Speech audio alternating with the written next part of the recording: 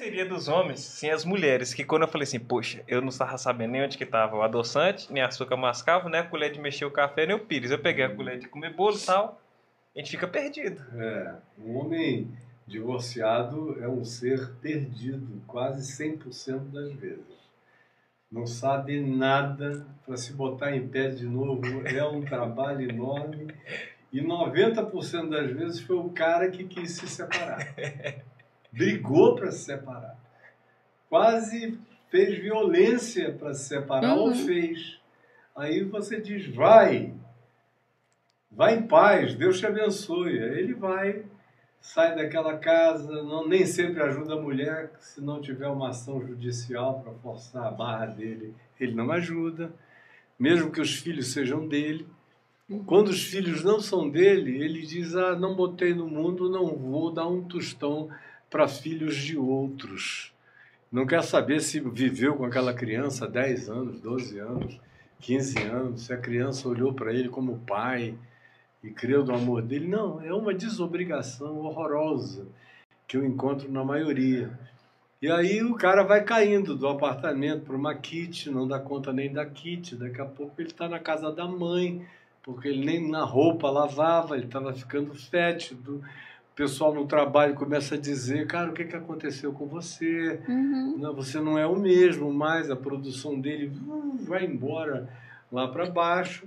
A mulher passa o primeiro ano depressiva, procurando terapeutas, ajuda, grupo de apoio, e ela vai, mas os meninos comem, tomam banho, se ficam doentes tem remédio, ela dá conta de tudo no paralelo, sofrendo, andando e chorando enquanto semeia, como diz o Salmo 126.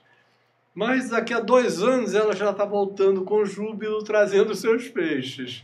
Já arranjou um emprego, ou 2, ou 3, ou abriu um pequeno negócio que começou a dar certo, já melhorou a escola das crianças, já começou a mudar o plano de saúde para um superior ou melhor, não está com pai nem com mãe, está vivendo na sua própria casa, cria todas as suas organizações, ainda tem amigas com as quais ela sai para comer e beber comidas gostosas. Porque o homem, quando ele se separa, ele fica isolado, né?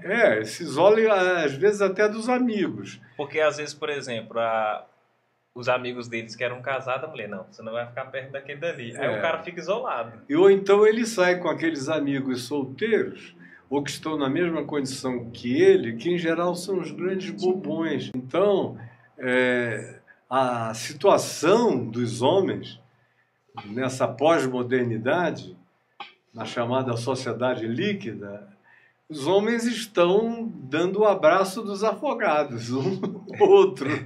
Né? Não encontraram nem o farol da esperança em algum lugar. E as mulheres já estão na praia há muito tempo, já chegaram no continente, estão estruturando a vida. E começaram lá atrás, eu me lembro que quando esse processo iniciou, havia uma defasagem enorme de diplomas entre homens e mulheres naquele tempo.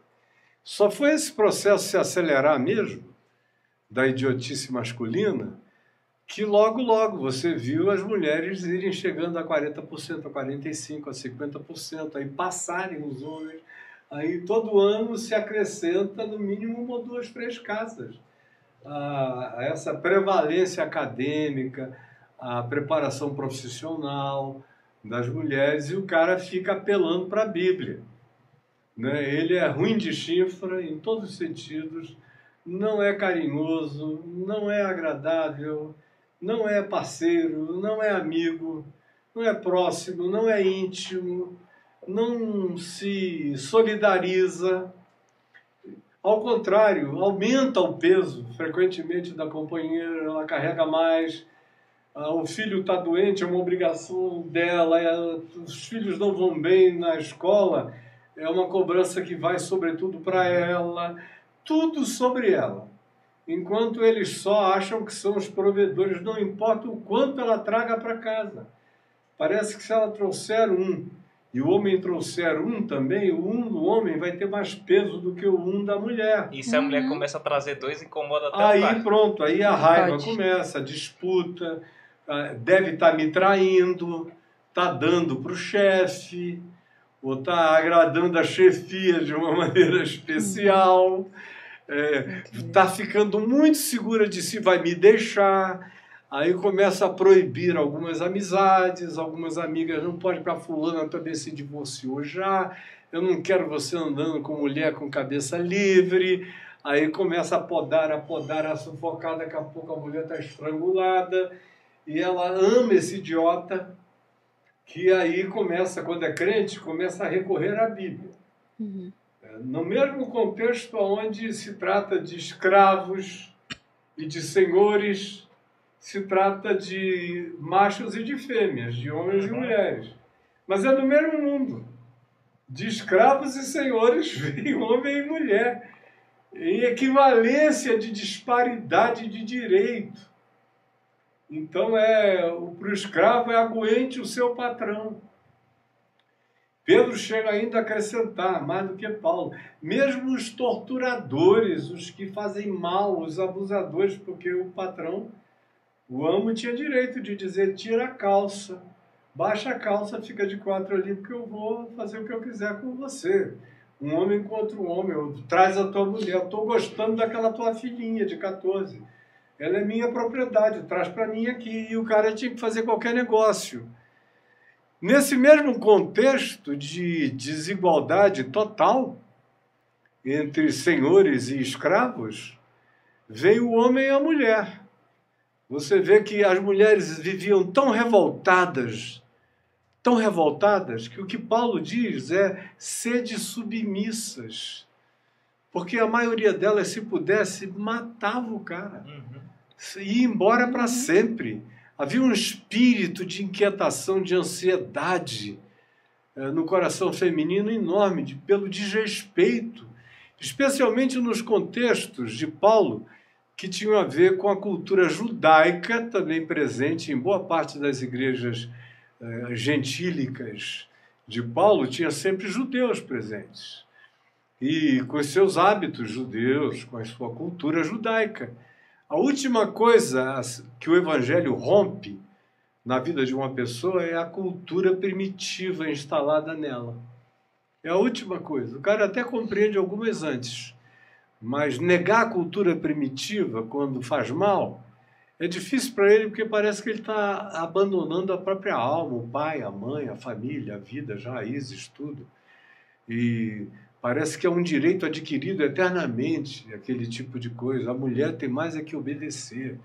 E o homem é um senhor, é um cabeça que manda, que ordena. Então, para o homem, Paulo diz, olha, ame a sua mulher, porque eles não amavam. Aquilo só é um mandamento de amor porque eles não amavam as suas mulheres.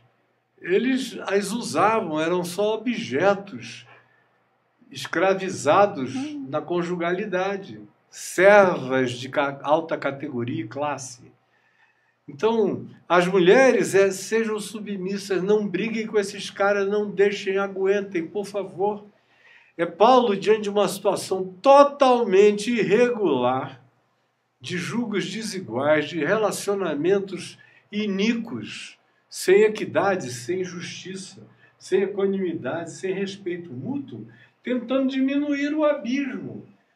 Nem tanto, nem tão pouco, ele está ali fazendo força, mas sabendo que o ideal de Deus, conforme revelado em Jesus, que a verdadeira palavra de Deus é Cristo Jesus, é Deus encarnado em Cristo, Paulo diz, escrevendo aos Colossenses, onde depois ele vai dizer, maridos, amem, mulheres, sejam submissas, como ele disse aos Efésios, e disse também aos Colossenses, disse também sobre os escravos e os senhores a mesma coisa, mas antes ele introduz dizendo, pois em Cristo não há, se a gente está falando sério mesmo, se não estamos apenas fazendo uma média ponderada para a cultura greco-romano, judaica, aqui nesse ambiente gentil onde nós estamos, em Corinto, em Éfeso, ou em Pérgamo, ou em qualquer outro daqueles lugares, se é para valer mesmo, então, em Cristo, de verdade, como ele diz a Filemon, na epístola dele a Filemon, pedindo que ele receba Onésimo, não mais como escravo, mas como irmão. Pois em Cristo não há divisão e separação entre homem e mulher.